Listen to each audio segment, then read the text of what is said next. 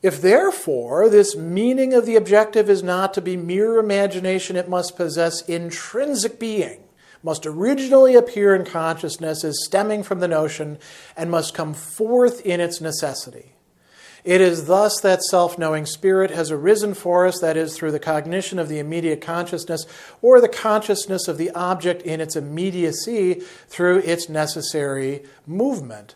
This notion, which as immediate has also the shape of immediacy for its consciousness, has in the second place given itself the shape of implicit self-consciousness. That is, by just the same necessity of the notion by which being, or the immediacy, which is the contentless object of sensuous consciousness, externalizes itself and becomes the I for consciousness.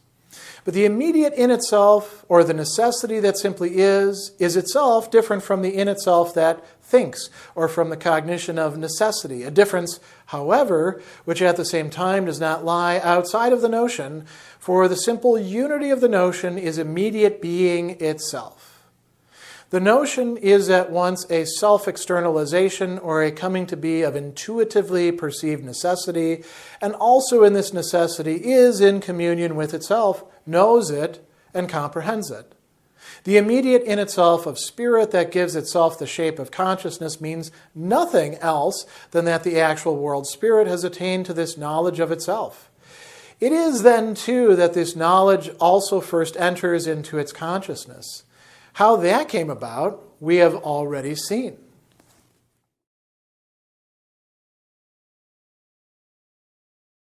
In paragraph 757, after all the cautions in the previous paragraph, now we're moving ahead, although it may not seem so when you're looking just at this paragraph, but if you look at the next several to come, we're getting some consolidation happening. Now this paragraph 757 is very, very abstract, but we get to see it more concretely in the next paragraph, so you can just sort of hold on and see where we're going. I should mention, too, that Hegel is using a lot of terms over and over and over again in here. You know, for example, necessity gets used quite a lot, immediacy, consciousness, even the notion a few times, and then an sich over and over again in this paragraph.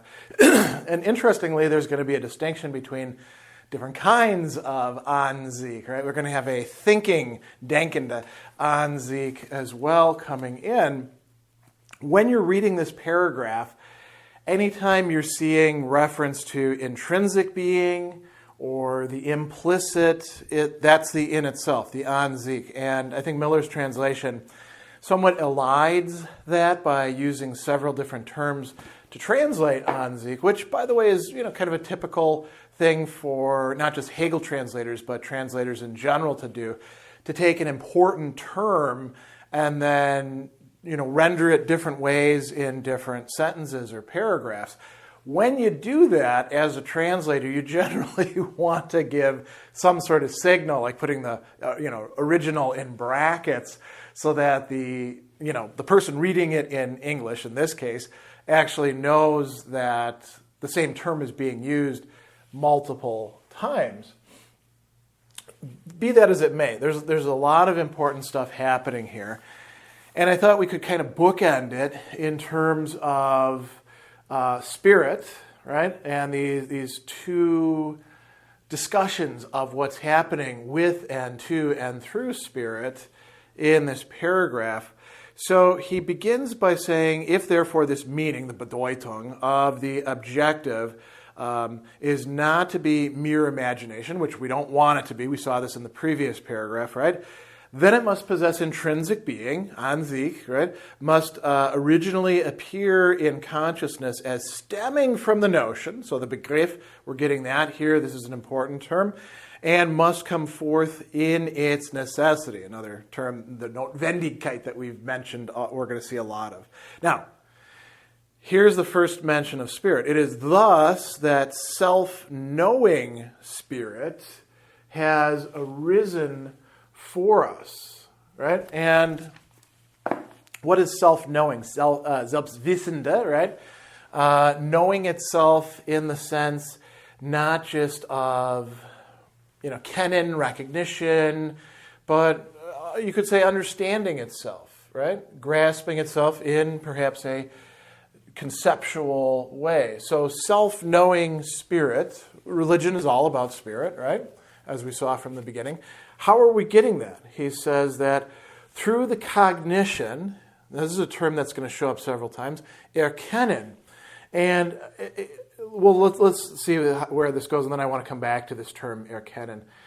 Through the cognition of the immediate consciousness or of the consciousness of the object in its immediacy through its necessary movement. So we're seeing a lot of immediacy being talked about here. And you can say, well, isn't immediacy always a bad thing for Hegel? It's not bad. It's just, less developed. It requires being unpacked and showing where the mediations lie.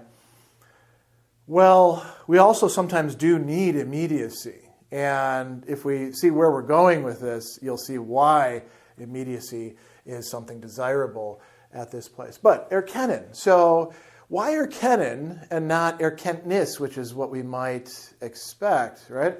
Erkennen is a verb. It's a verb that's being turned into a noun here, a process of, getting to know, of thinking about, of wrapping our heads around something. That is what allows spirit to be self-knowing. But spirit must know other things besides itself, right? So he goes on and he says, this notion, which as immediate, okay, so that tells us something right there. The notion, when it's fully developed, should not be immediate, right?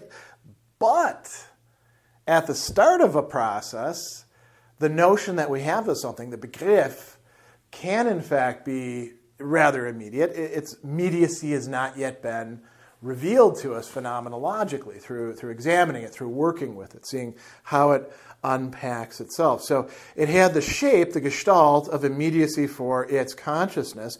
And then he says it has in the second place given itself the shape of implicit self-consciousness. Consciousness an sich, right? So this is an important idea. Consciousness can be taken as sort of a factum, a brute thing that confronts us, that we don't fully understand, but we are registering. So he goes on and then says, that is, by just the same necessity of the notion by which being, or the immediacy, which is the contentless object of sensuous consciousness, externalizes itself and becomes the I for consciousness. Now that's something that we saw traced out in the consciousness section, right? Let's remind ourselves of what we attained in that, where we started with sense certainty, the sensuous object, which we think is the most concrete and then turns out to be the most abstract thing, as well as markers like space and time, now, then, here, there. We start looking at objects. We realize that they are things with properties, but they are things with properties not just in themselves, but for us, the conscious being. There's a dialectic going on between them. We move into force in the understanding. Things get way more complicated very quickly, but that's what's being talked about here. How does that translate into religion? That's what we have to see. So he goes on and he says, it externalizes itself, right? And we've been talking about externalization now for several paragraphs, and becomes the I for consciousness. And that's a really interesting turn of phrase, isn't it? Isn't I the consciousness? Well, we externalize ourselves and we conceptualize who we are, and that conceptualization, that sometimes we call the ego, right? It's not entirely what we are as subjects, or as Hegel is saying it here, as consciousness. And we have this interesting polarity between the two of them, don't we? This is going to open the door for something else to come in there and fill it up. So he goes on and he says, the immediate in itself, or the necessity that simply is, right? The in itself over here, the an sich that is immediate, that is part of what the notion is grasping. That's only part of what's going on. It's different from another in itself. So the in itself is being split with only the notion uniting it together, or you could say necessity governing all of it, right? And he goes on and he says, it's different than the in itself that thinks, or from the cognition of necessity. Once again, we see this term, erkennen, right? The same erkennen that was the cognition of immediate consciousness is now the cognition of necessity, of Notwendigkeit, of why things have to be the way that they are, why they turned out the way that they are, why the concept looks the way that it does. So then he goes on and he says, this is a difference which at the same time does not lie outside of the notion. The notion encompasses both of these because the simple unity of the notion is immediate being itself, which seems to slide it over to this side, right? The notion is at once two things. A self-externalization or a coming to be of intuitively perceived necessity. And so, is that cognition of necessity? It could be. That might also be over here on the other side, though. And also in this necessity, he says, it is in communion with itself, knows it, and comprehends it. So there's a unity through cognitive means, right? Knowing it, and intuiting it, comprehending it.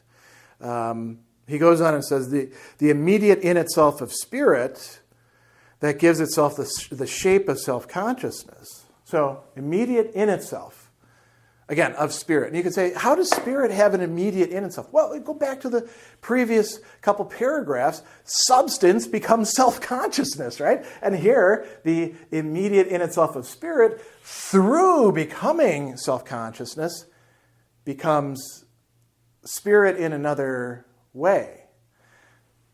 Actual, wirkliche spirit, right?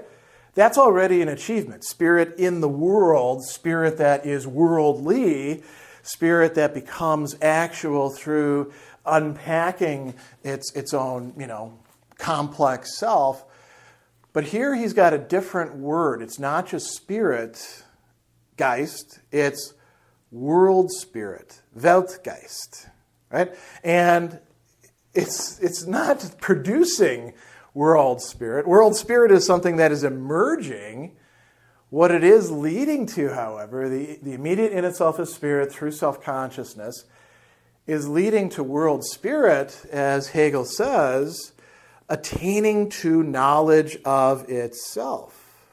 And then he says, it is then, too, that this knowledge also first enters into consciousness. And then he's got this nice kicker. How that came about, we have already seen. Now, that's a bit misleading to end the paragraph with, because have we really seen it?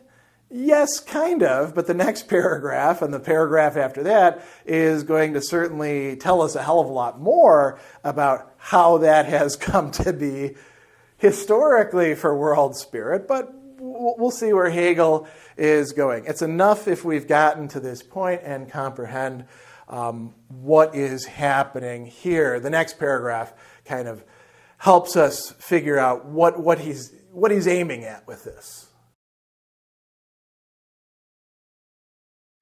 That absolute spirit has given itself implicitly the shape of self-consciousness, and therefore has also given it for its consciousness. This now appears as the belief of the world that spirit is immediately present as a self-conscious being, that is, as an actual man, that the believer is immediately certain of spirit, sees, feels, and hears this divinity. Thus, this self-consciousness is not imagination, but is actual in the believer. Consciousness, then, does not start from its inner life, from thought, and unite within itself the thought of God with existence. On the contrary, it starts from an existence that is immediately present and recognizes God therein. The moment of immediate being is present in the content of the notion in such a way that the religious spirit, in the return of all essentiality into consciousness, has become a simple positive self, just as the actual spirit as such in the unhappy consciousness was just this simple self-conscious negativity. The self of existent spirit has, as a result, the form of complete immediacy. It is posited neither as something thought or imagined, nor as something produced, as is the case with the immediate self in natural religion and also in the religion of art. On the contrary, this God is sensuously and directly beheld as a self, as an actual individual man. Only so is this God self-consciousness.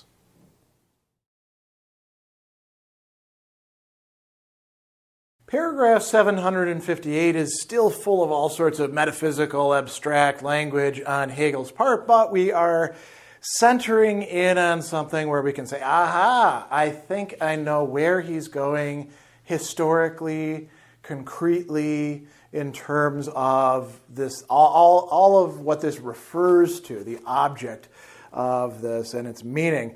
So he tells us that absolute spirit has given itself implicitly, once again we see the An sich, right? The shape, the gestalt of self-consciousness, and therefore has also given it for its consciousness, right? So we've got consciousness, self-consciousness, the two things that religion is supposed to be connecting, the religious spirit. That it has done this, he says, this now appears as the belief of the world, the Glauben, right, of the world. So we should pause for just a second on that. What is the belief of the world?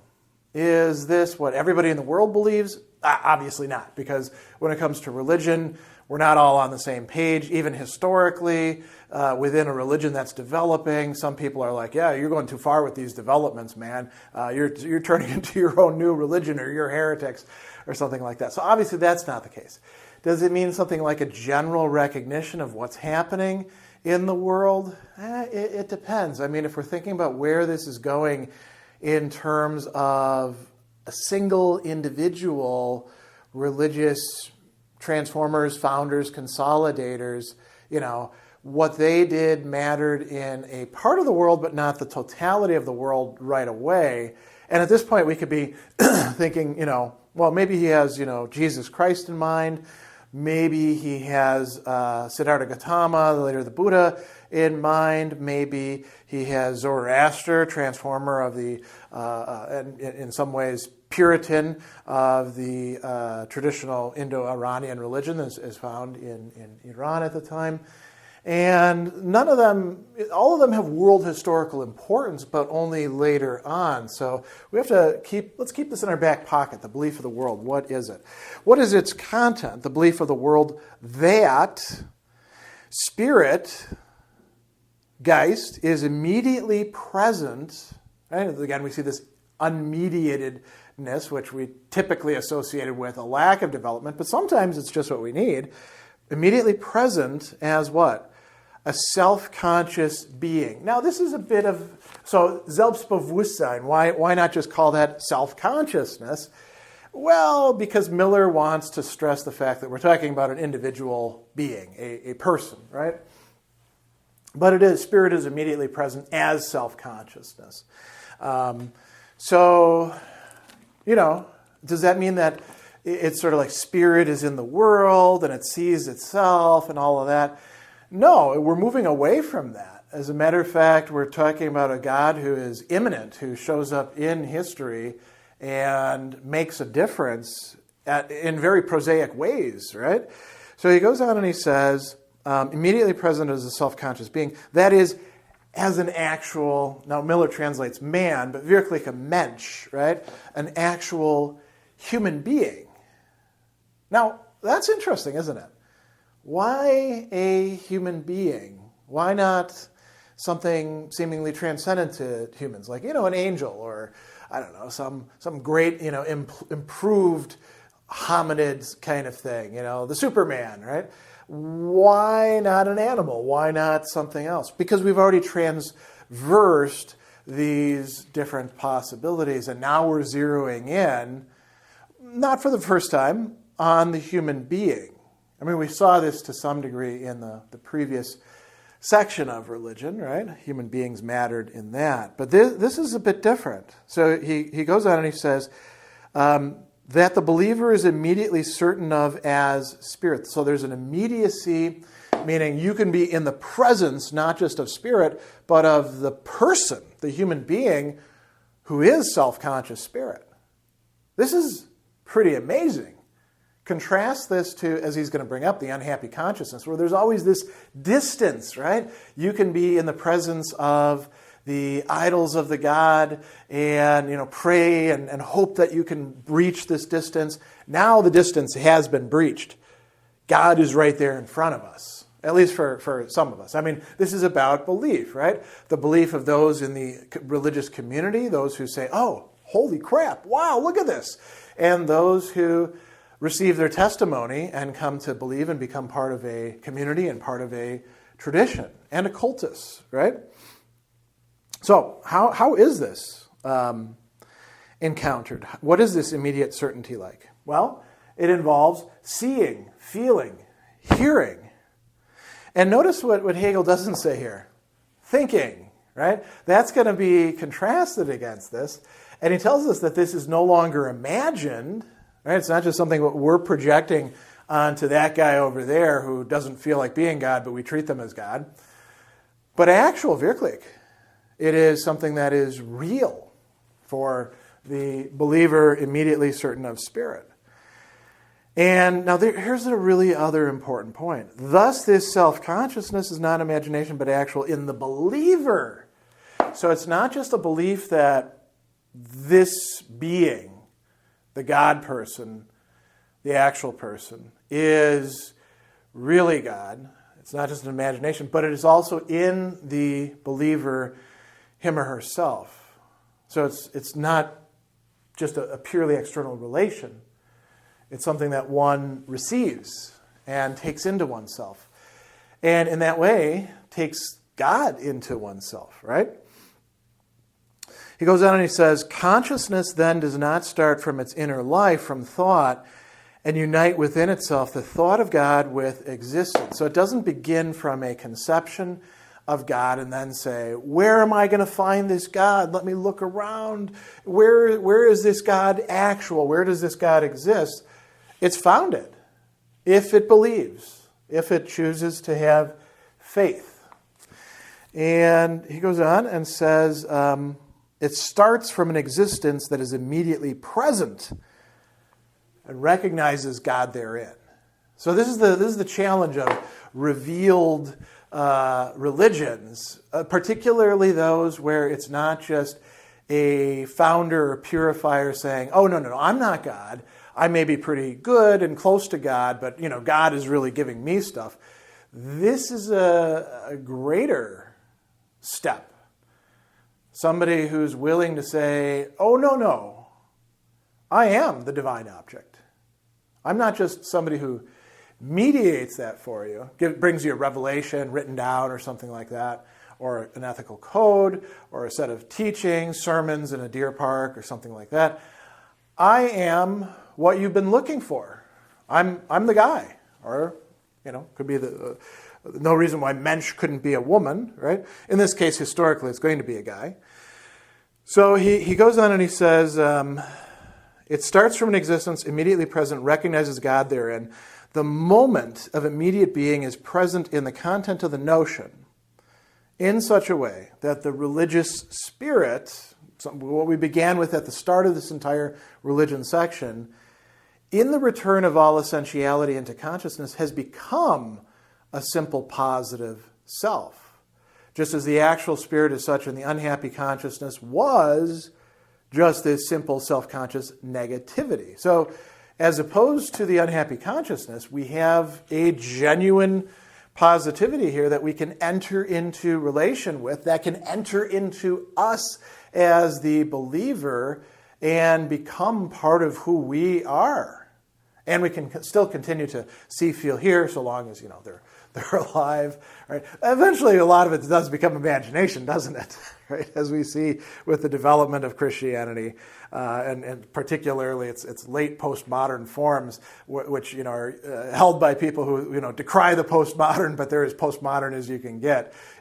Lots of imagination going on there. In any case, he says we've got a simple positive self, right? So he says the self of existent spirit has, as a result, the form of complete immediacy. It is posited neither as something thought or imagined, nor as something produced. So it's not just leaving aside the thought or imagined, like being wrapped up in your own head or your collective, cult or something like that. It's also not something produced. Why not? Because production is what human beings do. Production is not what human beings themselves are. I mean, we can say, oh, well, we are our, products of our family. Hegel, we could say, yeah, that's fine. And you're going to learn a language, obviously. But you are not simply something that has been produced, like an idol or other statuary or a temple. Although, we may use metaphors for that, the temple of my body or things along those lines. So he says it's not something produced, as is the case with the immediate self in natural religion and also in the religion of art. So, something thought or imagined in natural religion, something produced in the religion of art. And then he says, on the contrary, this God is sensuously and directly, now that's a pleonasm on Miller's part. There's only one German term there, anschauliche, right? Beheld self, a self that is grasped as an actual individual person. Now, no longer just wirklicher Mensch, but wirklicher einzelner Mensch, right? An individuated person. And he says, only so is this God self-consciousness. God becomes self-consciousness, not as some sort of just cosmic principle or transcendent deity who made everything and judges everything, but as a person, as a human being. Like us, but also unlike us. And so, this is where Hegel is going. He's setting the stage to bring in incarnation.